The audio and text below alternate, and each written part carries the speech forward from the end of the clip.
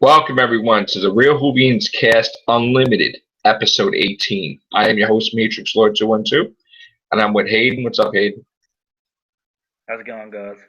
All right, so this is our show that we put on Daily Motion, sometimes on YouTube, where instead of having a whole panel of guests and members of the Real Whovians Cast, I talk to each one individually. So with our member, Hayden. So, Hayden, let's talk about Doctor Who. All right. All right. What do you want to talk about? You have the floor. What did you have to say? Yeah. Where do I start? Doctor Who classic. I used to be quite obsessed with Doctor Who. It was probably sick obsession, like pretty bad. It consumed my life. I bought a lot of merchandise and DVDs. Dedicated myself to getting up at 4 a.m. to just watch all the new episodes whenever they come out. I'd, freak out, write my own Doctor Who fan fiction. I did a YouTube channel based on Doctor Who. That's how obsessed I was. Right. And it got to the point where I think I got too old for the show, and I kind of lost interest, maybe.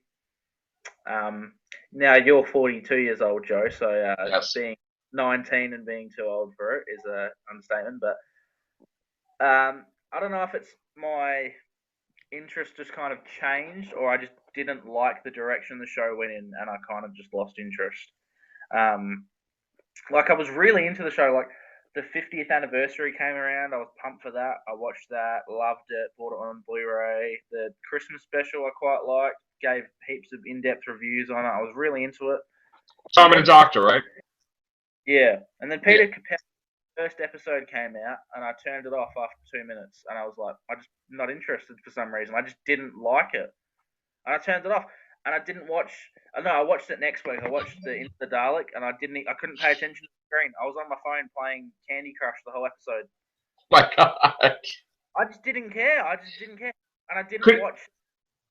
Could it be the fact that like sometimes people don't like a doctor and they just when that person's a doctor that they get turned off, or was it just the whole way everything was written and the style and the companion? Or, I mean, what was it that just made you say, "Oh, this is just"? Was it too dark?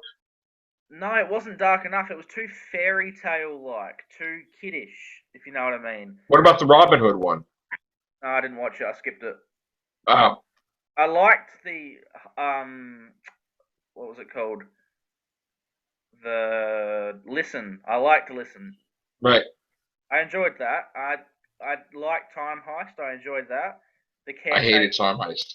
Hated it. I like that because it kind of got back to that old school. David Tennant had a side crew of characters. Like these days in Doctor Who, they never kind of have that side crew, fun group of characters. It's all just the random people who just have no development or anything.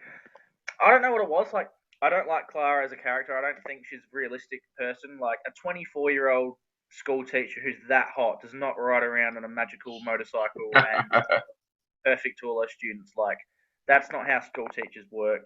Like, women her age, especially, like, I'm sure Jenna Louise Coleman isn't like that in real life. Like, a magical, I love students. I love my beautiful TARDIS. It's like it's like magical fairy tale-ish. And I didn't like Clara's character. I don't find her interesting.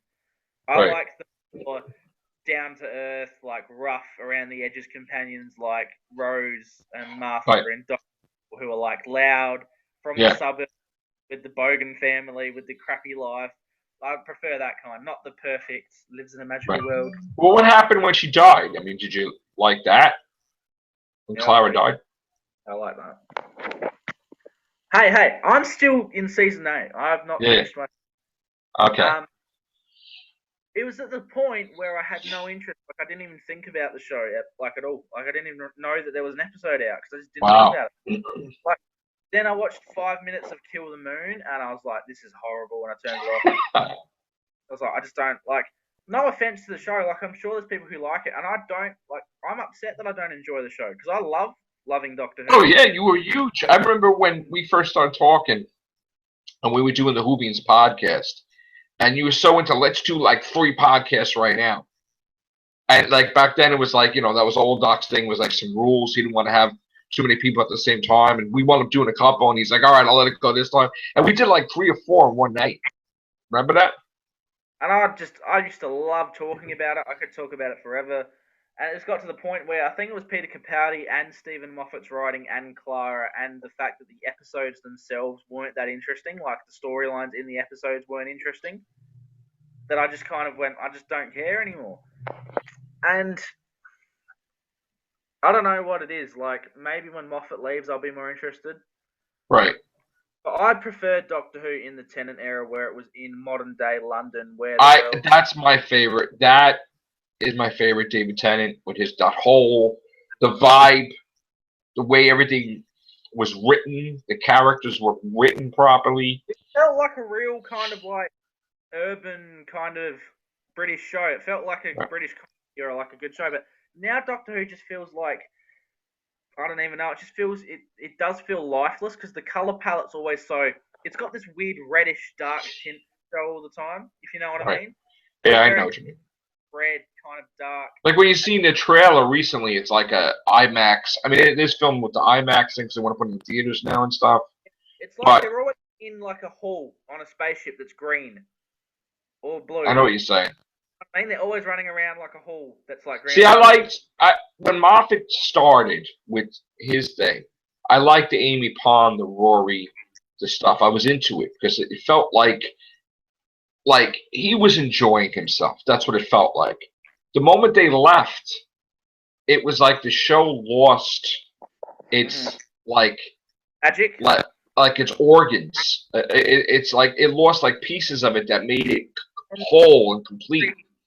The story went too far with unresolved plot lines, if you know what I mean. He went to like movie style posters, and he's like journey to the center of the toilet and whatever, and it's like you built this thing up like it was whatever. And my favorite thing was Rings of Akatan, but like it just, I think he killed it because he didn't build up the villain, and then the villain appeared in the finale, and people are like, who's that? It's like, even though we knew.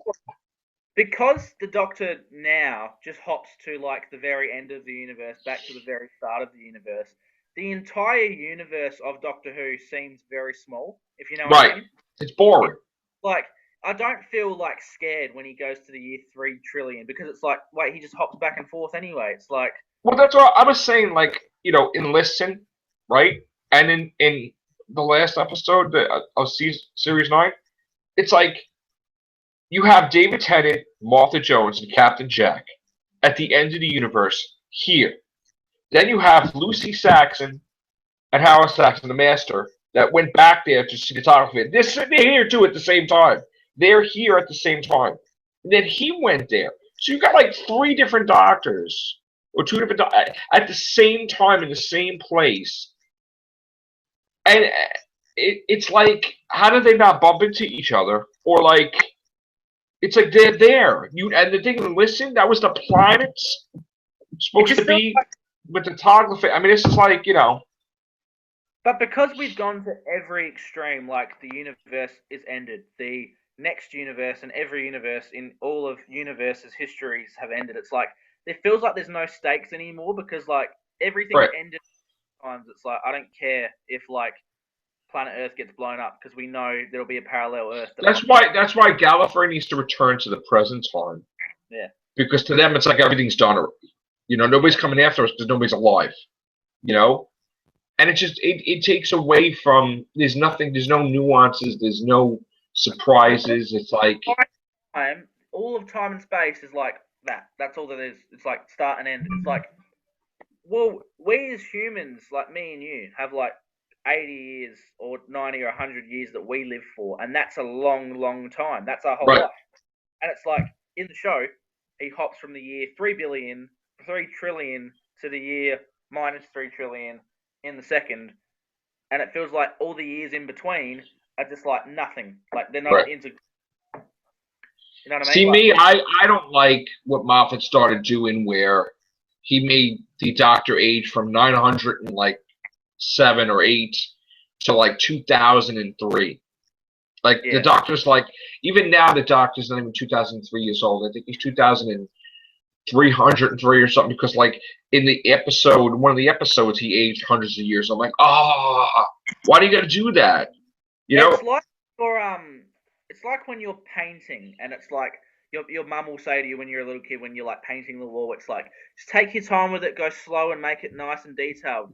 But because you think in your head, I know how to paint, though, you get the paintbrush and go, wait, I want to get this done quickly, and you get the paintbrush and you'll just do the whole thing on the wall really quickly, up and down, Yeah. and get it all done really quickly. It's like with Moffat. Moffat realized that like he could use the whole of time and space, and it's like, all right, planet Earth's very significant. We're going to have planet Earth be blown up, and that's like the little bit of paint that he did. Then he realized, wait a minute, I could have the whole universe blow up. So we got the paintbrush, and he's like, universe blow up, everything blow up, everything blow up. Wait, stop. No, everything happens. Doctor dies. He has to be forgotten forever. Doctor dies on this day. Remember in season 6? Yeah. Like, everyone forgot about the Doctor. No, he didn't. 2 episodes later, in Dinosaurs on the Spaceship, he was the Doctor again, and everyone remembered him. And they never addressed it again that the Doctor died on that day. Right. That sucks. That the Silence wouldn't go after him. Madame Kavarian wouldn't go after him and try again. And now they've forgotten about that as well, and that's like... I like it, Russell T Davies. He's like, okay, there's a place called the Void, and then beyond the Void is another universe. There's like a thing called the Void in between the universes, like filling, and then the Void collapsed and everything. But it was interesting because they're like, all right, the Time Lords escaped through there, or the Daleks are in there. The Daleks are exploring regions of space that they've never explored before. Like, everybody's exploring. Like, even Moffat, he said in The Doctor's Wife, well, Neil Gaiman, said that the Time Lord just went outside the universe, through the Void, go into some other universe. You know, and they wound up getting killed there or whatever, right? So, like, that's interesting, because it's like it opens up a whole new door. You know? If he went to alternate realities regularly, it would open up a whole new door. Because now the universe is too small. And the fact that it's, you know, it's just way too small and predictable. Mm-hmm. And it doesn't make any sense in some cases where the Cybermen are in this whole area of space that they took over galaxies, and they're like the Empire. You make a good point now when you say nothing makes sense. The thing about Doctor Who is, since the 60s, Doctor Who always had the rules that you can't go and meddle with time. Then when Moffat came along, the whole rule of time travel got changed, and it's like, time can be rewritten. Now everything gets rewritten every week, and it's like... Yeah, no good. It's no good. They changed the whole law and morality of the Doctor when Moffat walked in. And everybody time travels. It feels like there's no consequence for the characters anymore. No. Because anything can happen to restore them. Back. You know if someone dies that they're coming back. Right. Like, you know, everybody has a vortex manipulator now. Yeah. That's the way to explain everything. You had... No one ever dies. Captain Jack has a vortex manipulator. Unit has a vortex manipulator. Clara has a vortex manipulator. Missy, River. I mean, is there a Walmart in space that they just get it? And why isn't he going after the people that are creating the vortex manipulators? But it's like, if you're going to go that far to say, okay, so anything can happen in Doctor Who, he can run into his friends at any moment. It's like, why don't you bring back an old companion or something? Thank you. Why not? Why not bring back Master Jones for another series? I said that plenty of times. She got an unfair shake. Well, her character was done. It's like, well, Amy Pond's character was done after series 5, but you bring her back for 2 more series. Yeah, what, he dropped her off like twice or once or whatever, and it's like, all right. Series 7, just because Moffat had no idea who to replace the companions with. You know how they were in Series 7 where they just picked them up randomly? Like, yeah, I was like, okay. Like, he just picked them up for Dynasty. Their contract got renegotiated, and they're in the sound by the time. Like, that was so random. It's like, could you imagine in like Star Wars, Luke Skywalker dies in Episode 8, then it's like Episode 9 he has to be there, so like Luke randomly just like gets in on a spaceship, walks in for a scene, kills someone, and just flies off. It's like, wait, why is he even here? It's like he's just here for the sake of. But that started the whole they don't live in the TARDIS type of thing, because then Clara, he would pick her up too, and like, oh, that's no good. But you know, like, if you like, you know how you have like work holidays and stuff. Yeah. It's like when you go to holidays, like when you go to work on your holidays and just like are working, it's like, what am I doing here? I'm on holidays. That's what it felt like with Amy and Rory. It's like, you guys are finished and done. Like, what are you just still doing here every week for no reason whatsoever? First of all, the way I would have wrote Angels Take Manhattan is that they can't get zapped back in time because the crack energy made it that if the angels sent her back in time, the timeline would be destroyed because they're not meant to. She already has energy from the TARDIS. That's like, you know, so that it would wind up screwing them up because it wouldn't make sense. And then again, there was so many ways he could have saved her and Rory that it makes no sense. He could have gone to Boston and hopped on a boat. Exactly, something. Like, he could have gone there like 5 years. He could have gone there like 1,000 years before and waited for him. Like, because the Doctor clearly lives for 4 billion years now. Well, he could have waited a year or whatever. I mean, he could have hung out in unit and just. Worst thing that ever happened in Doctor Who was when he waited 900 years in the Christmas town and then Clara popped up. He's the Doctor. Trust him. And they throw him regenerations out of the sky when some random girl pops up and says, trust him. He's the Doctor. Yeah. Really? Really? Could you imagine? I actually hated that he was there for that length of time. Yeah. Because you know what it is? Then they make it that when it gets to Peter Capaldi's Doctor, he's so old that he don't remember Madame de Pompadour. Yeah. Because it's been a thousand some odd years since, that he don't even remember liking her or loving her either. Could you imagine if in Force Awakens they're like, we need Luke, and Leia taps into her brain. Luke, come back. It's safe. That's it. That's all. That's what happened. Luke, don't worry. It's safe. That's like what happened with Clara whispering into the wall. It's like, yeah, that's your way of getting him new regeneration. Right. Well, I think that they listen to her. See, we create these things like we believe this is the way it is, and then we find out, sadly, when another episode that that's not the case. But in my mind, I'm like, okay, the Time Lords know that she convinced him to not push the button. So wouldn't they have an effing shrine of like Clara on Gallifrey that even though he saved them, she's the one that put the thought into his head? You would think that. You would think that. Yeah. You know how the Doctor says Gallifrey is like the oldest and mightiest race in the galaxy? When you get to Gallifrey, it's like there's 10 people who live there in the one little building. Yeah. You know what I mean? There's like the desert on Gallifrey, then there's the actual, like, the big building. Like, the big building on Gallifrey in the globe? Yeah. It's like, there's like 20 buildings and 10 people live in there, and that's the whole entire place. Well, outside, they're all dressed in, like, old, shitty clothes, like, it's like supposed... There was like 10 people who lived outside the city. It's like... But that didn't make any sense. It's like New York City and then a desert next to it, and then those people lived there. But it wasn't even like New York City. It's literally like 5 buildings, and they're like 10 levels. It's like, isn't this supposed to be like the mightiest, biggest planet? Right, exactly. The whole planet is supposed to be with stuff. And there's like 30 people who live in a 2-kilometer radius, and that's the whole Gallifrey. Right. That's stupid. That's because they don't have a budget and they can't afford to do this stuff. But there you go. Yeah.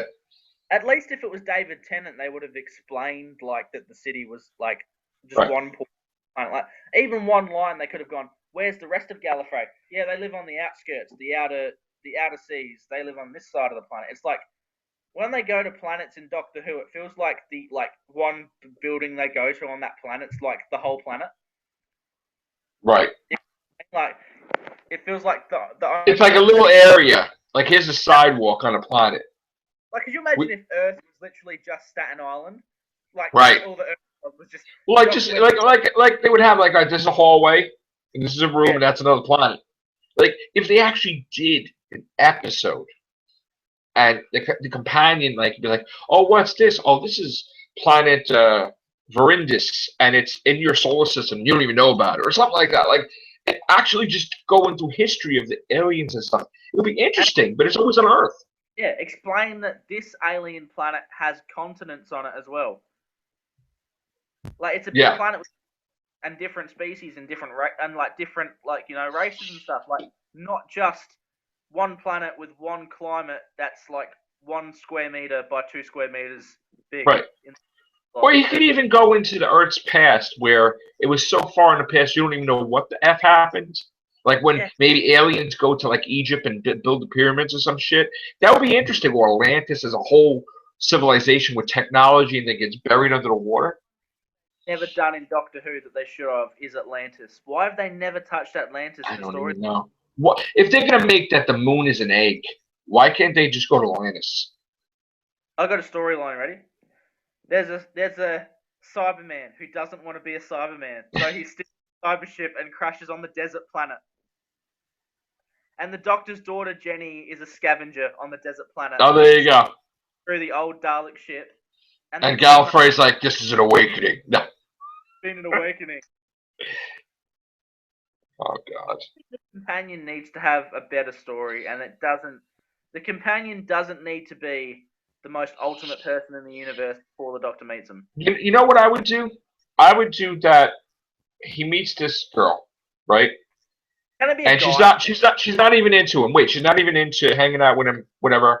Maybe she saves him for some event, and because she saves him, she's not home, and her whole home gets destroyed, and she's like homeless, and she has no choice but to be with him because she has no place to go. Yeah. Like he has to take her in, something like that. And then she dreads being, but she don't want it, but she has no choice. Like that would be different dynamic. Well, why don't you do something like a brother and sister? Right. You know? And yes. like the brother's like, I hate this crap. The sister's like, I want to go on an adventure. Sucks. We're not going out. I'm looking after you. And they end up going with the Doctor, and it's like the brother is the one who ends up loving it, and the sister's one's like, I can't do this anymore, and she dies. And he stays, or he stays with the Doctor, right? What's wrong with having 3 permanent companions like the old days? Right. It's always Tegan, Nissa, Adric. You know what I mean? Yeah, Tegan, Nissa, Adric. Why don't we like hire 3 actors and sign them on for 4 series and have like a full? Because the money. Because here's the thing: Doctor Who supposedly is only commissioned up until 2020, which means that the 2020 season would appear in 2021. So it worries me though, because Doctor Who's one of the biggest TV shows on the planet, yet it doesn't have a budget whatsoever. How the F do you have 1 episode out for the whole year? That's ridiculous. Yeah. Friggin' Peter Capaldi. Listen to this, right? Chris Chibnall, you know, he's going to take over, right? It wasn't even Chris Chibnall's decision. They overruled Chris Chibnall. Like they just said, "We want Peter Capaldi. We want you to stay." They didn't even say he didn't even get a choice about who his doctor was or whatever. I guess maybe I'm assuming that he said it was okay for Peter Capaldi to stay. So they asked Peter Capaldi to stay for Chris Chibnall. What? Is he staying definitely? Well, wait. He tells them, you want me to make a decision in 2016 about 2018. Like, it's too early for me to make that decision. But then something happens, and he rips the piss out of the BBC, and he comes out there in all these articles, and it says that Peter Capaldi feels that BBC don't care enough about Doctor Who. And he's going on, he's like, they really don't give a crap. It's like a money thing. And it's like, oh my God! Like he just ripped them. And he's like he feels like we do. Like we're fans, he's a fan. Why can't we film some Doctor Who out? Why? I mean, I understand this is happening, but why are we getting 1 episode? That's ridiculous. Why That's are we ridiculous. The BBC had said that they are purposely doing it that way, not Moffat, because they don't want to take away from their promoting the Olympics and all this other crap. So they don't want Doctor Who on air when that's going on. They want to just push his final. Why can't we do 5 episodes in the summer? They won't. They don't want to even promote it. Nothing. So what they're doing is they're just pushing it till they're putting out a Christmas special because that's what they always do for the kids and everything on Christmas. But you imagine this Christmas special to Christmas special. There's nothing in between. So it's like people are going to start dropping off. And if fans. Like me, I didn't even watch the last Christmas special. Right. So it's like how do you like these people watch stuff on streaming networks and Netflix and everything. They video binge. Like you're going to lose popularity by not putting nothing out. Like people like me will probably wait till the series is on Netflix and then skim through it. It's gone from Netflix now. Now it's on Amazon Prime. I've still got Doctor Who on Netflix. You do? Yeah. Oh yeah, because you're overseas. Over here, we don't have anything. Okay. Yeah. They have a contract now with Amazon Prime. So. But like, I don't know. People will drop off, and unless they make the show a bit more mature, a lot of the kids who grow up with it will probably get disinterested with it soon as well. Right. Well, Yeah. he has to make it. He has a little time to make a decision because they're going to start filming in a month or two for the new season. They're going to have the scripts ready, so they're going to have the regeneration thing written in for the Christmas. That's another thing, by the way. Moffat's doing a whole season, right? And he's doing a Christmas special. Because, so the Doctor will regenerate at Christmas if Peter Capaldi doesn't stay in not this year, but 2017 Christmas. It's which so is far. That's a far way off. Still far away. That's so far away. I mean, the kids be graduating, like going through high school, graduating already. They'll be like, all right, going off to college. It's like Series 2, 10 years ago. Yeah, Doctor Who is 11 years old now. This is when I really got into it. Like Christmas Invasion was like 10 years ago. Jesus, where's the time gone? Well, that's the thing. As I'm aging too, so it'd be nice to just stay the same age and just I was what, 9 when that came out? Christmas Invasion. Now I'm like. And how sad is it that we got Series 10 coming out when it's 12 years of Doctor Who? It's like we lost 2 years of Doctor Who. Wait, shouldn't it be Series 13 this year? Thank you. That's what I'm telling you. We've lost seasons. Yeah. Don't forget there was a time they only filmed the 50th, then they filmed Time of the Doctor. That was it. The whole year. The whole year. The 50th wasn't even a 50th. It was like it was like a 10th anniversary special more than a 50th. We didn't even have a season for the 50th. Like it was just they split Series 7 and they put it into that. They didn't even show what's his name? That Chesterton teacher in the 50th. Ian Chesterton, no. Yeah, they didn't even show him. They even film in the damn school and he's not even there. That's probably the last chance before he dies that he could have been in the show. Exactly. Exactly. Still to this day, there's been no dedication to Sarah Jane Smith. Nope. Nothing. They feel that Russell T Davies dedicated it to her when he put it at the end of her episode in Sarah Jane Adventures. Wait, if Russell T Davies was still doing the show, you would have got a Sarah Jane dedication. Absolutely. But Stephen Moffat's just, his head's so far up his own ass.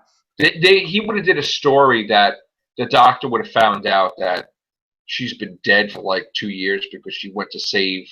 They would have did some type of thing that she went to save everybody and nobody even knew about it. You know, like that. They would have did some type of thing.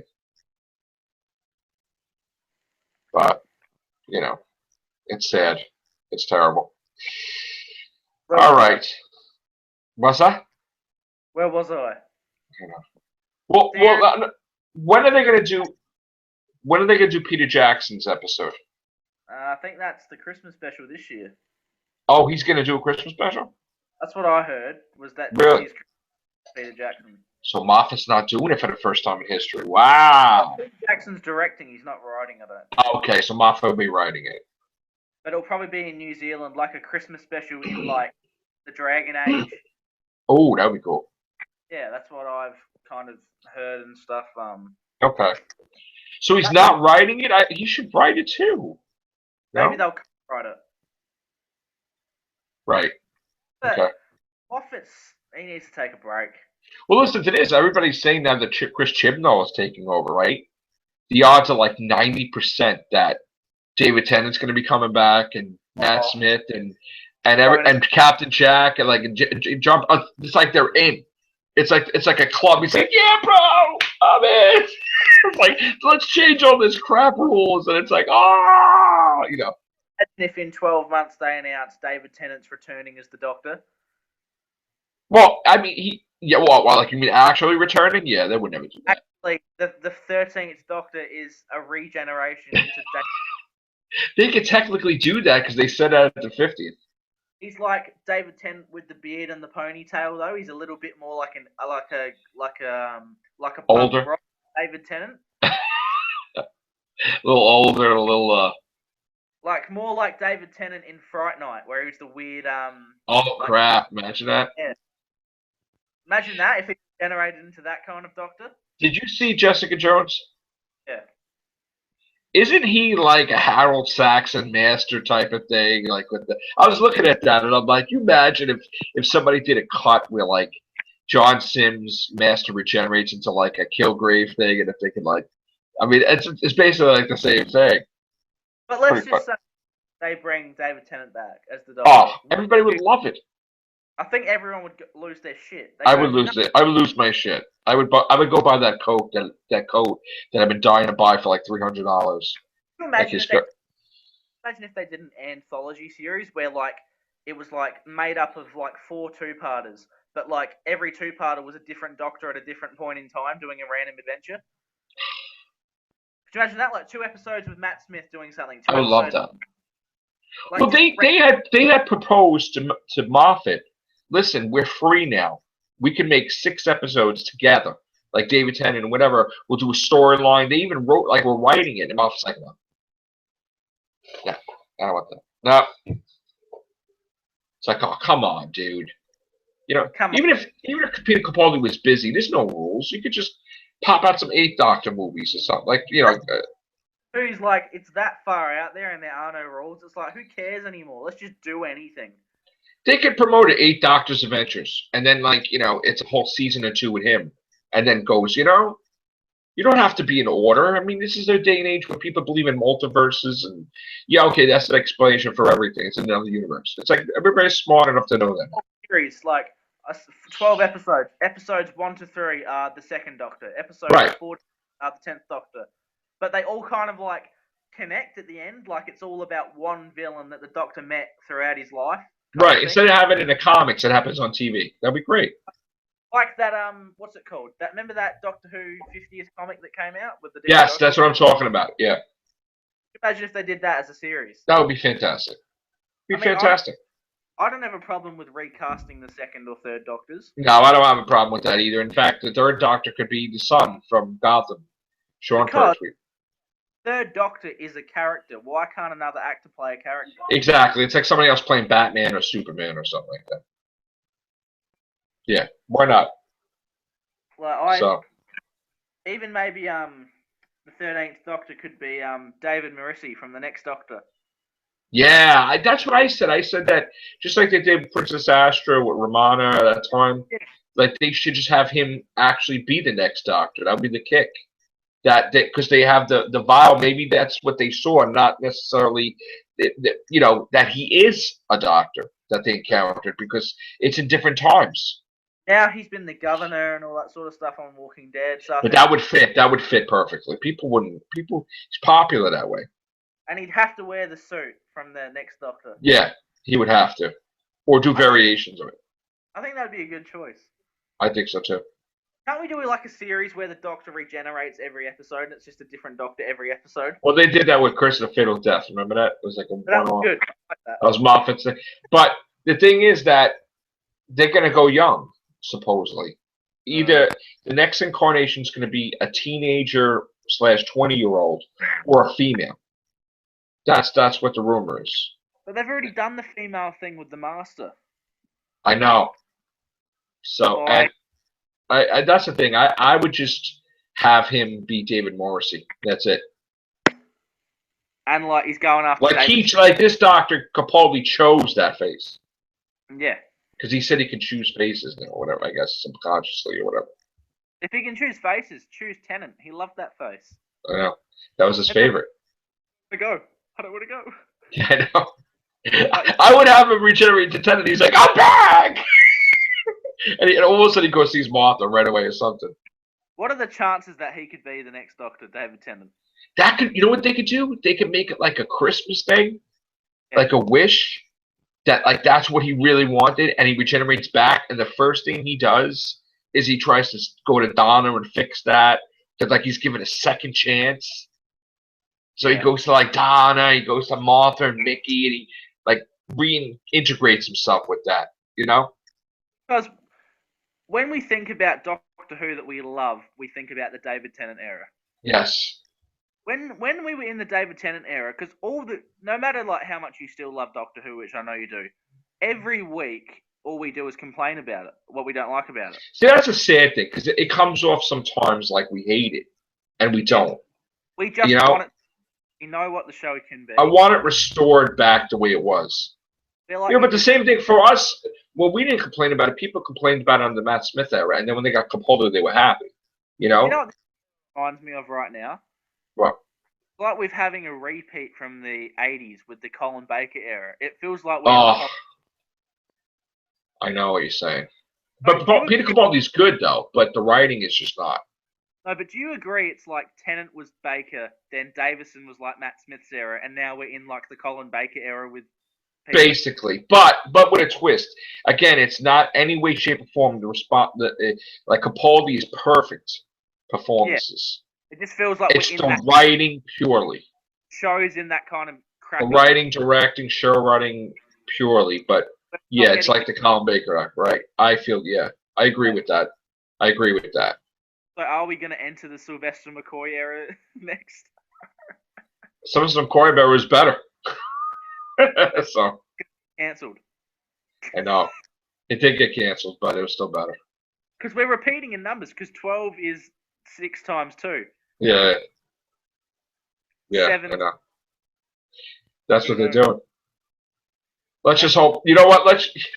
That's like a fanboy dream that he regenerates back into Tennant. He's David Tennant for 4 seasons, and then he goes. That would be great. David Tennant, who cares? Forever. That's it. I would have had him as Reed Richards. And I would have had Georgia Moffat as his wife, as Invisible Woman. Yeah. That would have been fantastic. I mean, he's perfect for that. He's not a great... He's older now. He could be Reed Richards. Georgia Moffat's not a great actor. She's not? Not really. No? I think she would be good. Hello, Dad. I know. I know that's kind of weird, but I think... Whatever happened to that character? Those were such good times when you saw David Tennant chilling with John Sim at the table. They had some girls with them. It's like the highlight, you know, at the time. Like, they had a good time themselves. Well, if you, like, say right now, like, you know how, like, you say you want to go watch a movie, like, I feel like watching, like, Die Hard or something, like, I want to watch Star Wars. When you say to yourself, like, I feel like watching an episode of Doctor Who just to watch an episode for the sake of it, I guarantee you, 99% that you won't say, I want to watch Matt Smith or Peter Capaldi. You say, I want to go watch a David Tennant episode. It's always like David Tennant, but then I do go to Matt Smith, though. But they're the all-time, like, standalone classic episodes, like, you want to flick on and watch Blink, or you want to flick on and watch, like... Most of the time, you're right. It's like, if there was given a choice, watch this David Tennant episode of Matt Smith, it would be David Tennant all the time. All the time. They're the all-time memorable classic episodes. Yes. Well, Christopher Eccleston, you want to go watch The Empty Child. But you know what it is? If you think about it, when all this stuff started, when everybody started doing podcasts and everything, who the hell was on? It's like, everybody's like, it's the thing. And it's like, all right, everybody start doing stuff on it. And it's like, oh my God, you know? So, I mean, that's what pushed everybody into start doing this stuff. Yeah. You know? Now, everybody's in factions and whatever. It's like disgusting. The show's really just become like, I don't know. I think the reason we like the show so much is because we're just wishful that it will be the show that we used to love. We just want it to be as good as it was or even better. But we don't necessarily get it. Like, we're holding on. I feel like we're holding on for the change. Like, we know it's going to come. It's going to come. We got to believe it's going to change better. It's got to be. We're not going to give up on it, you know? I feel like we're just waiting for the, you know... Like that's what I think. Reboot of sorts. Yeah. Like a all right, I gotta go see Batman vs Superman. So I will talk to you later if you're around. I know the times are different, but thank you very much for these 2 podcasts. It's been great. Take care. Bye for now, everybody.